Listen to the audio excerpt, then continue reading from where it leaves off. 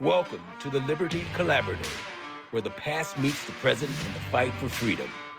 We uncover the roots of liberty, spotlight the people who shaped it, and explore what it takes to preserve it today. If you're ready to think deeper, stand stronger, and act with purpose, you're in the right place. Let's reclaim what matters most.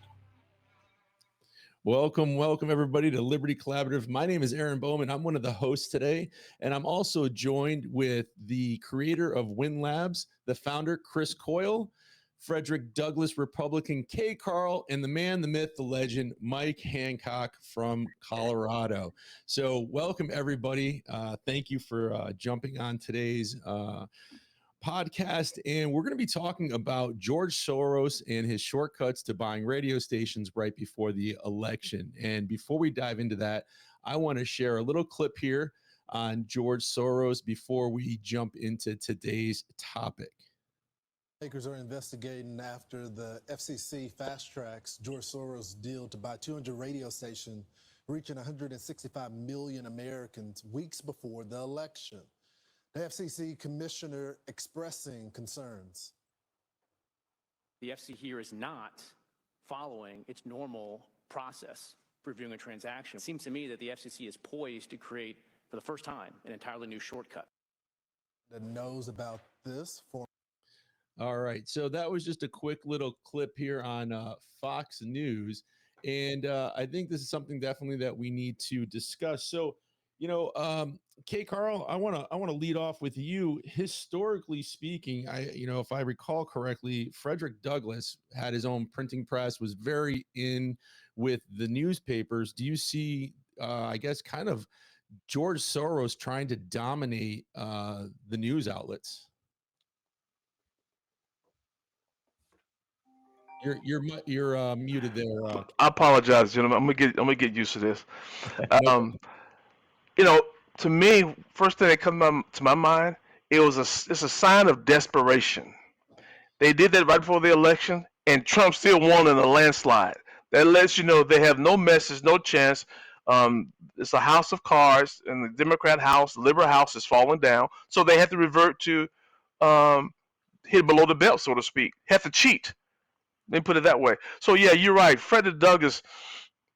One thing what Frederick Douglass did. Frederick Douglass, when he escaped, he traveled the country speaking because he understood that messaging was.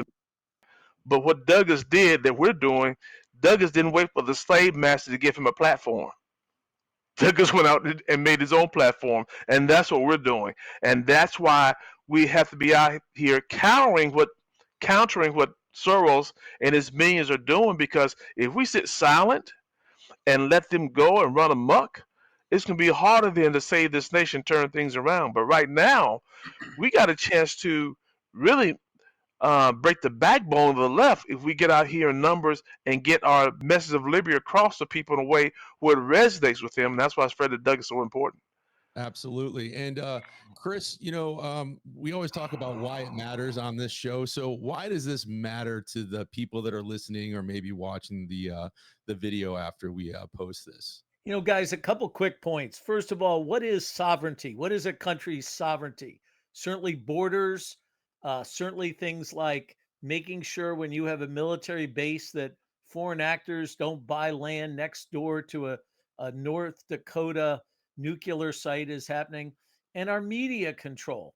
So Fox News called it fast track. The reality is there was no track at all. It got done in 2 weeks.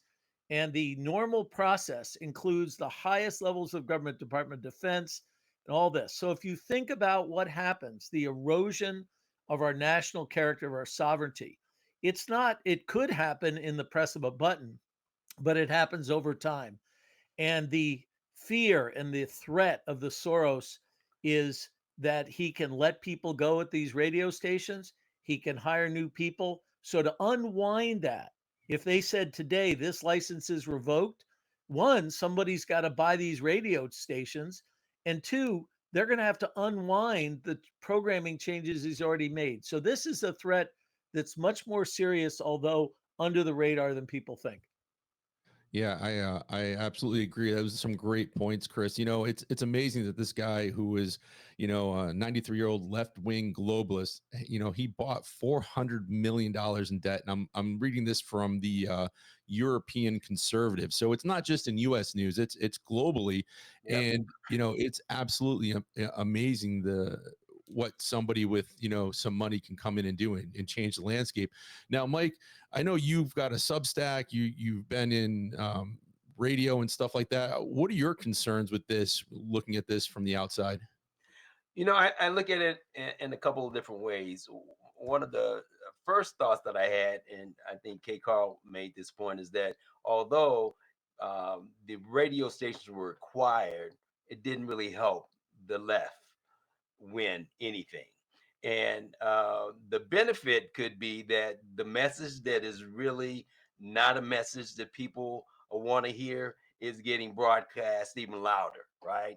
But the critical thing for us is, and I've been saying this for quite some time, is that we've got to be that strong alternative voice, that voice that is really focused on not necessarily attacking people and others, but presenting to them great ideas, solutions. How do we make America, that America that moves far into the future, in a great, positive, entrepreneurial, liberty based way? Yeah, you're right with that. And with that being said, I think you're gonna, see a lot of what they call the legacy media isn't being trusted as much, and more people are going to podcasts like this or different news outlets, whether it's Rumble or, podcasts like Joe Rogan and some of the other ones that are out there. Megan Kelly. Yeah, even Oh, Megan man, Kelly yeah, now, she's one of the biggest killing it. podcasts, killing it. And that just goes to show that the general public, he could buy up every radio station, but that doesn't mean that the general public's going to believe what they hear on the airwaves. So, Kay Carl, what do you think there's one way outside of, doing a podcast like this, using the Frederick Douglass engagement method with individuals in our local communities or in our own families? How can we combat some of the things that are being pushed on these left radio stations? I think the key is we have to stand up. And you mentioned these shows that are very successful. They're telling the truth. Americans are hungry for the truth, so we got to have the moral courage to not be apologists for the Republican Party or the Democrat Party. We have to have the moral courage to be truth tellers. And so when you stand on the ground being a truth teller, now you stand on the grounds of Frederick Douglass. And Frederick Douglass' message of liberty is so powerful because no one today can out victimize a runaway slave, number one. And how can you win an argument with a runaway slave by his admiration for liberty, U.S. Constitution, and the tenets of liberty? So people want to hear that. Just because they've been indoctrinated with Marxism, most folks have never heard the liberty message of Frederick Douglass. But once you share that with them in a way that resonates with them, that's not condescending, they get it. And guess what? Not only do they get it, they change how they vote. That's why Doug is so key, because Douglas is, to me, the liberty message of Frederick Douglass is the most effective liberty message to defeat Marxism.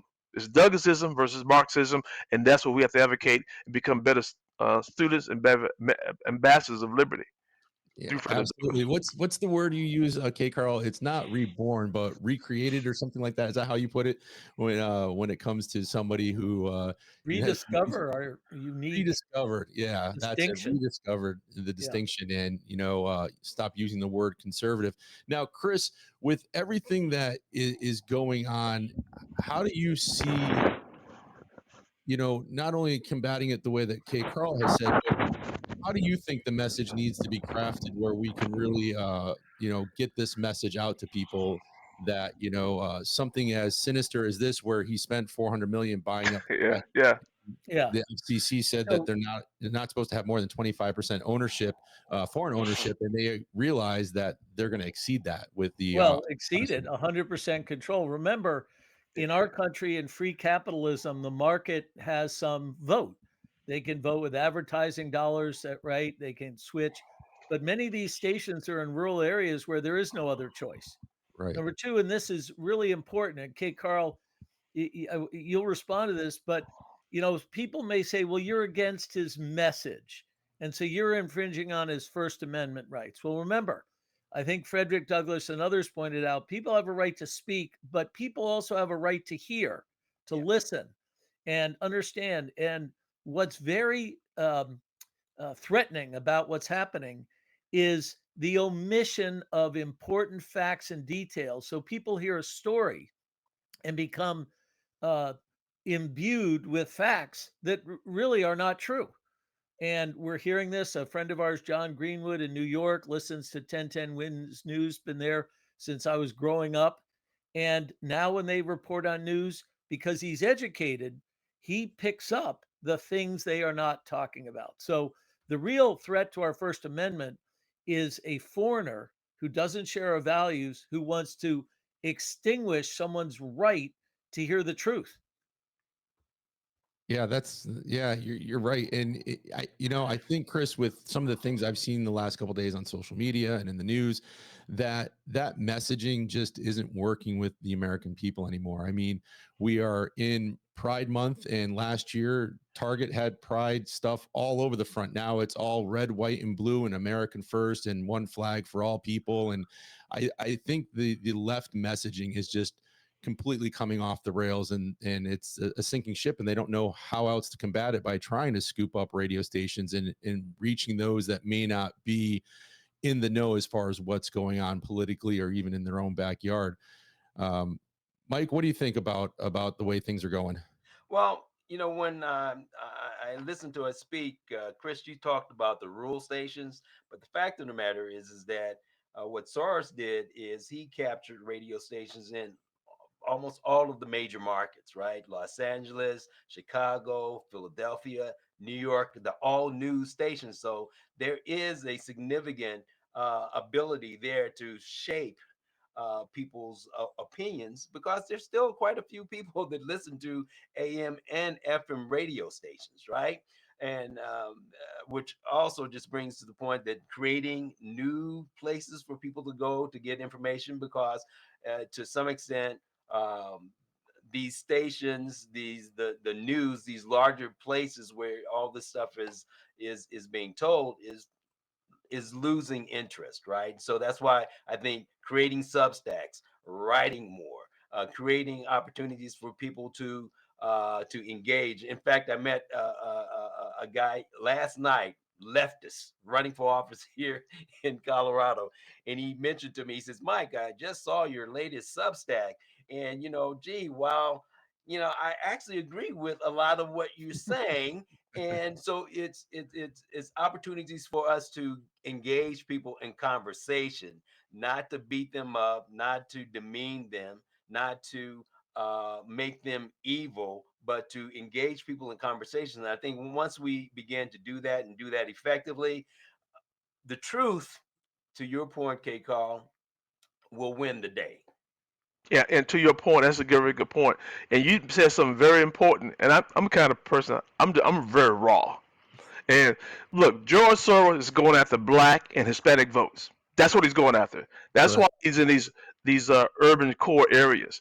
And but it's not going to work, because you got people like us who realize we got to get into this game of liberty and get our message out there. Shame on us if we don't take advantage of podcasts, if we don't take advantage of all these social media opportunities to get our message out.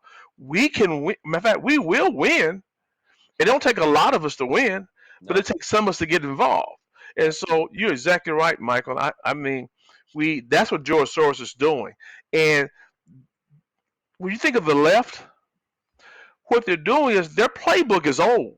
They don't have any new plays. So what is George Soros doing with these radio stations? He's gonna get out there, and when you tell a lie often enough, people are gonna think it's the truth. Yeah. That's what he's doing. Yep. And they're gonna get out there, they're gonna push it, they're gonna push it, they're gonna push it.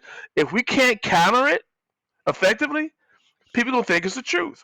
So And that's what Soros is doing. That's why it's so important what we're doing. absolutely. That's the beauty, I think, guys, of Liberty Collaborative, that we are trying to provide context and historical perspective. If you think, Aaron, for a minute, K. Carl, Michael, just a couple of examples. When they were describing the main media, Trump's trial in New York City, performance art, right?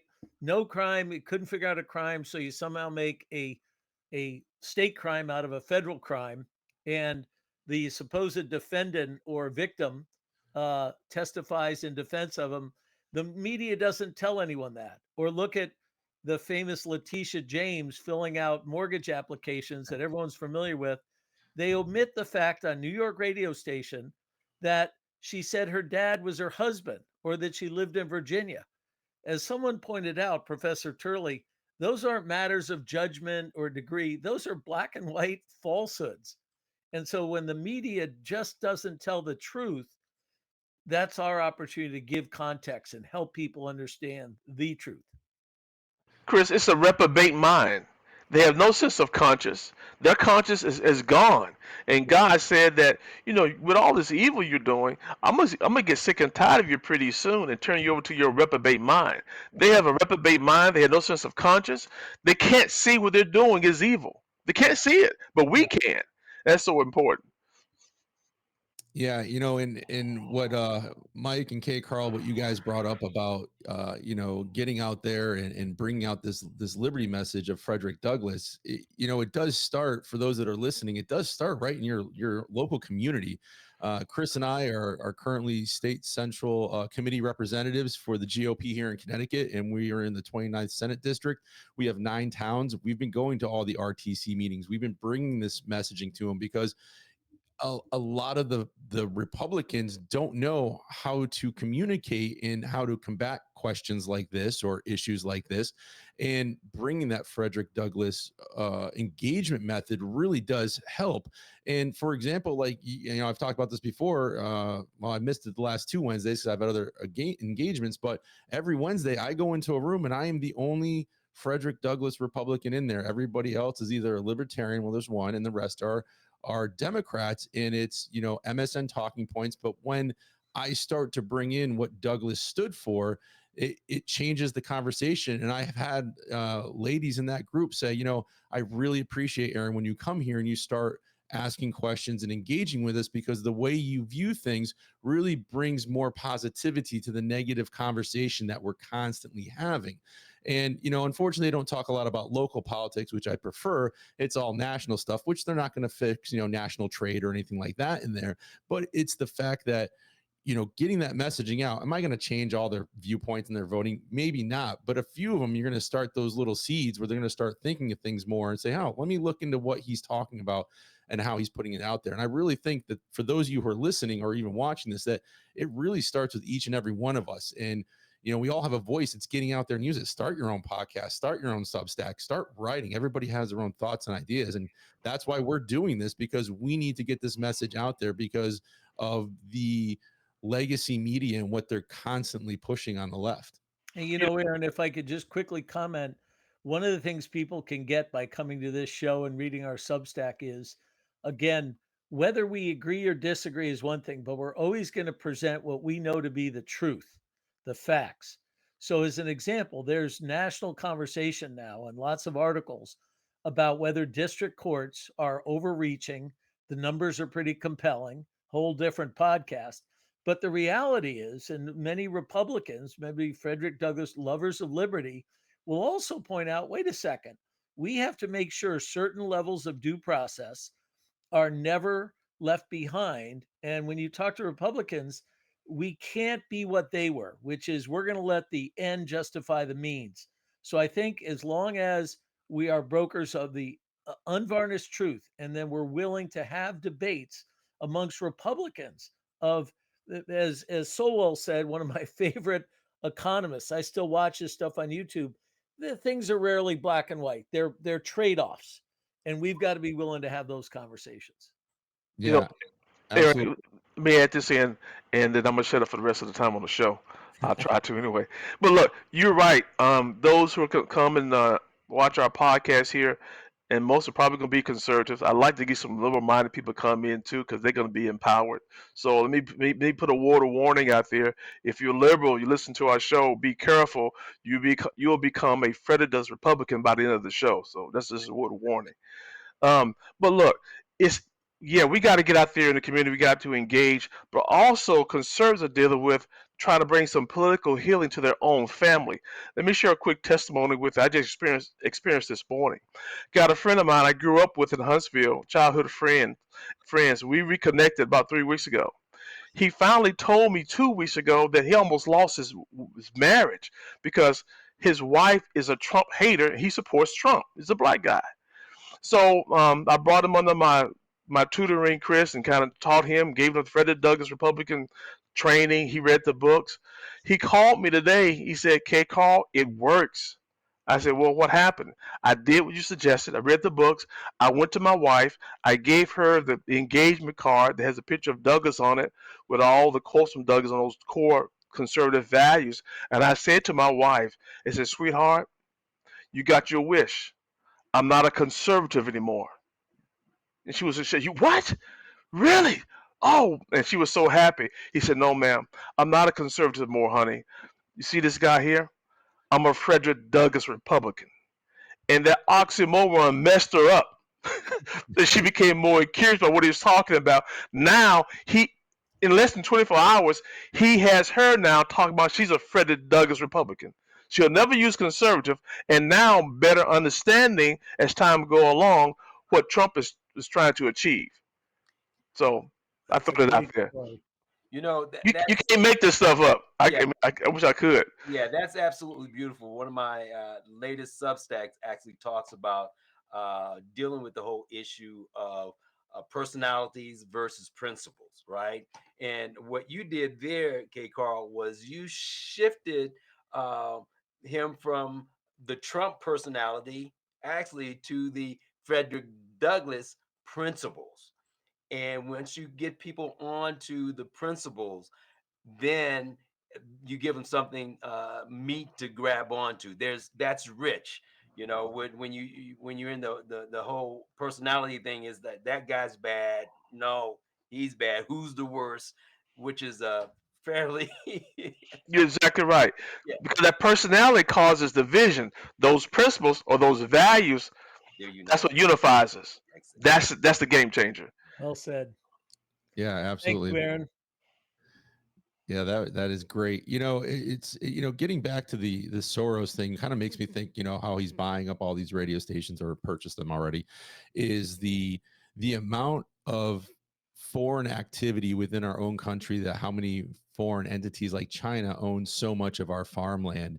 Yep. And I saw a thing where, people are getting these weird seeds delivered to their mailbox, and they're told to bring them to the USDA and not to plant them or anything like that. And personally, I don't think any foreign entities should own 100% of anything in our country. I don't see any Americans able to go over to China and buy land over there. As far as I know, I might be misspoken, but it just seems very odd that we're so open to allowing these foreign entities to come in and buy up our radio stations, our land, and things like that, to where they can kind of have more control over us than anything else. Exactly right. And Michael, you appreciate this being a musician. Soros not buying these radio stations because he loves music. No. That's not why he's doing it. There's an agenda. And here's a guy who's really a billionaire activist. He wants open borders. He wants a weak police force.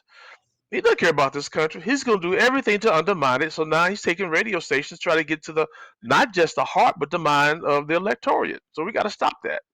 Absolutely. And to Aaron's point as well, all of this is about the erosion of institutions that our Hmm. American citizens have had faith in the past. You attack the radio stations, you buy up our property, all the while you have our institutions fundamentally populated with people that allow that stuff to happen. Yeah. Right. And Aaron, I'm just thinking for everyone listening who might watch this, they ask, well, this has been interesting, guys, but one of the things this podcast and Liberty Collaborative is about is getting you to take action. So what you, the listeners, can do is contact your congressman. We have a branch of federal government that's got to get going, and we Right. can't have executive orders of the Supreme Court running our country, right? There's got to be Congress who carries a ton of weight in. They're supposedly investigating this Soros thing. They got to move. They got to call witnesses. They've got to get going. So contact your senators, your congressmen, and demand that they correct this situation. That would be, guys, my 2 cents worth in terms of closing. Yeah, I agree. I absolutely. agree. Don't vote and abdicate. Vote and agitate. Yep. I concur with that. All right. Well, guys, this has been a great conversation today. We're coming up on just about 25 minutes. I know we're trying to keep this podcast within that 30-minute mark, so it's very consumable for people. Not everybody has a chance to sit down and listen to a 2 or 3 hour podcast. And quite frankly, I don't want to hear myself talk for that long, But in closing, I guess we'll just kind of go around the board here, starting with you, K. Carl. Do you have any closing thoughts for our listeners? Yeah, if you're serious about defending liberty, defending the Constitution, and you're tired of looking at the television, screaming at it, get in tune with this podcast, share it, because I guarantee you, you will be empowered. You're going to become a better message of liberty. You're going to know how to trump the race card, pun intended, and be a way where we can send the left back to France. Absolutely. Chris? Yeah, there are two thoughts as people watch our show and read our Substack Liberty Collaborative. One is the substance of what we talk about should stimulate curiosity, but two is style and procedure. And what you've heard from all the speakers today is the ability to have a conversation. K. Carl, I learned this from you, not a confrontation, and saying to people, let's explore this for a moment and let's respect each other's different points of view and see if we can have a civil dialogue about what's going on here. Because, folks, once you're able to engage in a conversation and go to context and historical perspective, we think more often than not, you'll come out on top. Absolutely. That's a great point, both of you. Mike, you got anything from Colorado? Well, let me just follow up on what Chris just said, especially the history. I mean, the thing that has been very, very liberating for me, my wife, friends, is the whole point of digging into history, learning about Frederick Douglass and the values, learning about our founding documents and what they actually said, not what somebody has told you that they say. So digging in, seeking the truth, uh, being aware of when people are trying to make you afraid. Always be very, very aware of that, because typically what they're doing is attempting to make you unaware of what's really going on, and aware of things that that ultimately will drive the country, drive you into a place of surrender, right? Giving up your liberty. Absolutely. You three said some really good points. I don't have a ton to add. What I will add, though, in closing, is that one, thank you for all of you who listened to this and tuned in. Two, keep in mind we're going to be adding guests shortly. So if you happen to have somebody you'd like to see on this podcast, reach out to us, let us know. And three, just, like I think it was K. Carl said, you can't keep yelling at your TV. You need to get out. You need to get active. You need to get going in your local community, because that's where it's going to start, from the local community all the way up. And, it might seem really tough at first. It might be just one of you going to, a town council meeting and speaking out about something, or board and ed. But the more you do it, the more consistent you are, the more people will take notice and start to show up and support you. And then you'll find out who your tribe is and who you can work with to get things done in your local community. And Aaron, if I could put a plug, you're going to share this on social media at various things, Liberty Collaborative, Substack. So please share it, listen to it, really dig into what makes us different. Absolutely. Yes. You'll be able to find this everywhere. We'll be on your major podcast and podcast 2.0. So apps like Fountain, iHeartRadio, Spotify, stuff like that. You'll be able to find us. It'll also be on my social media and Substack. So again, you can find us, you can get in contact with us, and then hopefully you like this content and you'll share it, like Chris had said, with friends, families, and the person you're standing in line with at the bank. Not that people go to the bank anymore, probably, because it's all done online, but you know what I mean. So thank you all, and we will see you on the next episode. Thanks for joining us on the Liberty Collaborative. If today's episode lit a fire or gave you clarity, share it and be part of the movement. Subscribe, leave a review, and keep the conversation going. Until next time, stand firm, stay free.